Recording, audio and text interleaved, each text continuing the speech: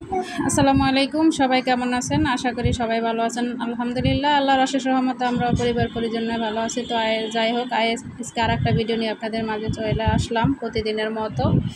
তো এই তো আজকে কি রান্না করব আর মেয়েকে আনতে যাব স্কুলে, সেটাই আপনাদের সাথে শেয়ার করব। তো এইখানে দেখেন আমি বেগুন কেটে নিয়েছি লম্বা লম্বা করে। তো আমি যেহেতু একটু বেশি বেগুন, আমি এটা সময় নাই আমার হাতে, তো আমি এইভাবে একবারে ভেজে নিব।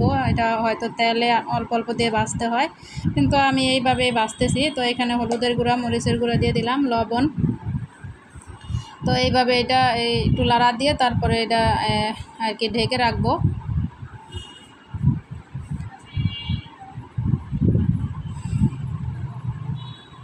তো এই তো আমি এটা এই যে দেখেন এখন উঠায় দেখলাম যে এটা কী অবস্থা। তো এইখানে প্রায়টাই সেদ্ধ হয়ে গেছে। তো এইটা অনেকক্ষণ ধরে আমি এটা ভেজে তারপরে এখানে পেঁয়াজ দিয়ে দিব, পেঁয়াজ কুচি। তো এইভাবে বেগুনটা আমি ভাজবো। আর আমি ডাঁটা শাক ভাজি করব আর ছোটো মাছ টমেটো দিয়ে ভুনা করব। তো দেখতে থাকেন পুরো ভিডিওটা, কেমন লাগে কমেন্ট করে জানাবেন। তো এই তো এখানে দেখেন আমি ওই চুলায় বেগুনটা ভাজতেছি, আর এই চুলায় আমি ভাত আমার হয়ে গেছে অলরেডি। আর এইখানে দেখেন এই যে ডাঁটা শাকটা দিয়ে দিলাম। এখন এই ডাঁটা শাকের ভিতরে আমি এইখানে দিয়ে দিলাম কাঁচামরিচ আর পেঁয়াজ আর রসুন কুচি। এটা দিয়ে তারপরে আমি এটা ডেকে দিব। তো এই তো আমার বেগুনটা ভাজা হয়ে গেছে, পেঁয়াজও আমি দিয়ে দিছিলাম। তাই তো আমি ডেকে দিছিলাম, এটা এখন একটু লাড়া দিয়ে দেই। কড়াই না ধরলে আবার লড়াচড়া করে, সমস্যা। তো যাই হোক, অল্প একটু শাক ভাজি করলে মজাই লাগবে।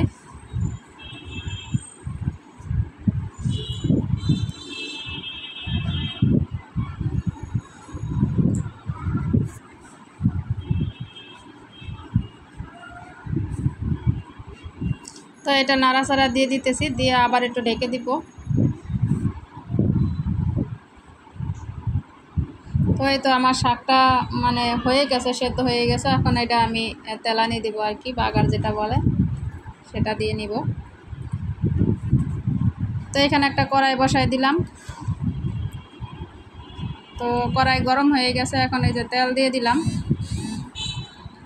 পরিমাণ মতো তেল দিয়ে এখন এই যে এখানে পেঁয়াজ কুচি আর রসুন কুচি দিয়ে দিব।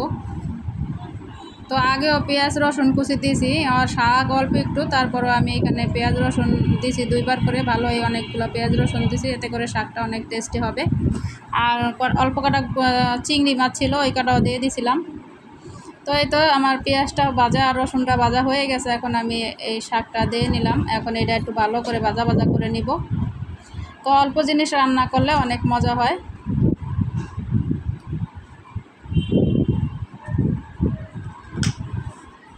তো আমার শাকটা ওই যে ভাজা হয়ে গেছে, এখন আমি এইখানে কড়াই দিয়ে দিলাম। কড়াইতে পরিমাণ মতো তেল দিয়ে দিলাম। আর এই যে দেখেন এইখানে বাইং মাছ আছে আর এখানে বাইলা মাছ আছে। তো এই আরও চান্দা মাছও ছিল। যাই হোক, এগুলো আমি এই যে পেঁয়াজ কেটে নিয়েছি আর এই যে টমেটো দিয়ে এটা অল্প একটু হালকা ঝোল ঝোল রেখে এটা ভুনা করব।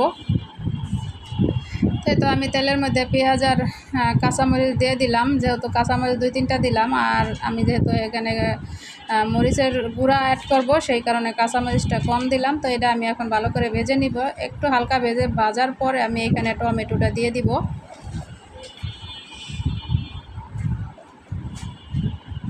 তো এখানে আমি যে টমেটোটা দিয়ে দিই যাতে টমেটো আর পেঁয়াজটা একসাথে ভাজা হয়ে যায়।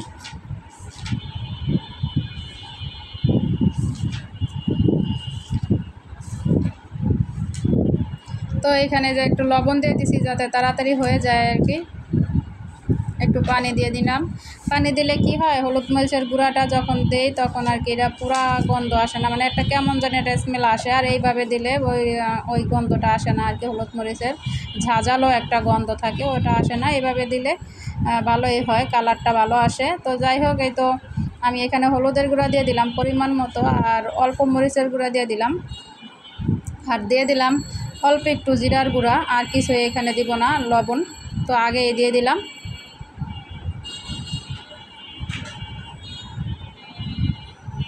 অনেকে আছে অনেক মাছে আদা রসুন বাটা ইউজ করে, আমাদের কাছে আসলে আদা রসুন বাটাটা অতটা ভালো লাগে না সব কিছুতে।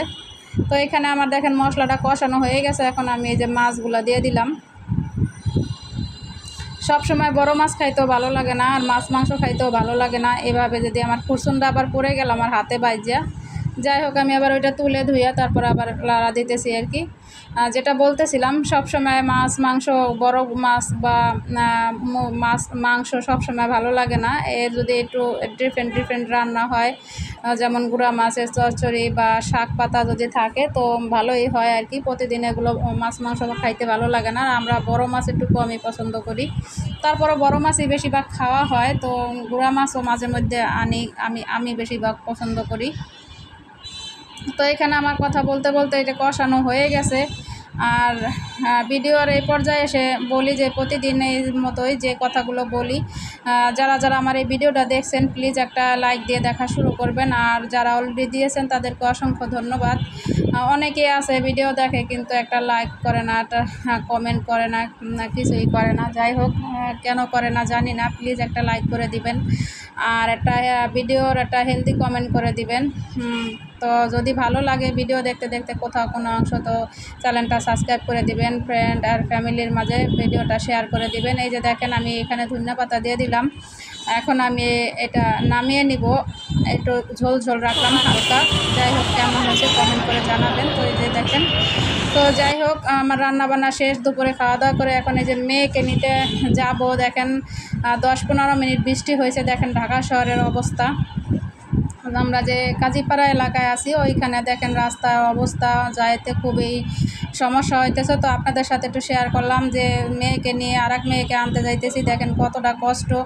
গাড়ি ওই পারে পুরা রাস্তা জ্যাম হয়ে রয়েছে, বিদায় এখন দেরি হবে দেখে আমি এইভাবে আবার পার হয়ে ভিজা তারপরে মেয়েকে আনতে যাইতেছি হাইটা হাইটা।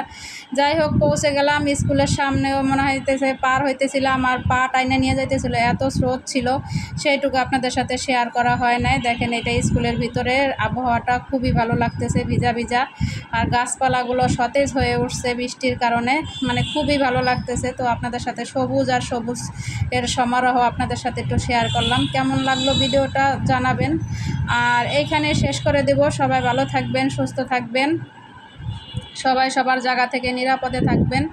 সবাইকে অনেক ভালোবাসা শুভকামনা রইল। আসসালামু আলাইকুম, আল্লাহ হাফেজ।